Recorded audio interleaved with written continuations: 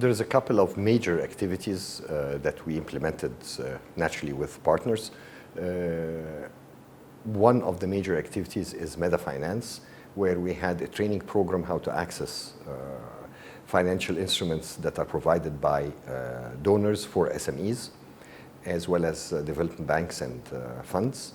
The other part of the program was getting together through three major panels in the presence of the Prime Minister, a number of ministers, EU ambassadors and member state ambassadors, where we did a comprehensive survey of every cent availed for SMEs all around the Mediterranean.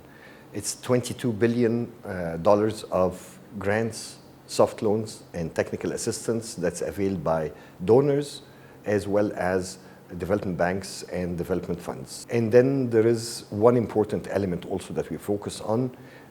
One of the major problems in the Southern Mediterranean, banks operate based on collaterals. So non-banking instruments is the only way for startups and small organizations to grow. So we focus on availing what is availed by non-banking instruments such as venture capital, such as investment funds, leasing companies, factoring, as well as promoting the establishment of more of these companies by banks all around the Mediterranean. The other activity that we have done, this is a big success story in my personal opinion. We had an academy training BSOs on preparing proposals to different donors. And we came up with a number of proposals. All of them were submitted to the CBC&I last call, the standard proposals.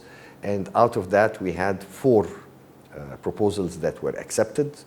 And these four proposals actually, their total value is more than the 6 million euros of EBSOMED. So this shows the multiplier effect and the sustainability effect, because these partners will not only work together after EBSOMED ends, but probably they'll be working again and again and again with the know-how that they have acquired through EBSOMED. We're having Meditours, it's the 8th edition, where we're bringing over 300 of the key players and key actors around the Mediterranean from both shores, north and south, in the field of tourism, in the field of hotel management. And we're focusing on two major elements during that event. We're having first, again, an academy and a training program on how to use digital technologies for promoting tourism.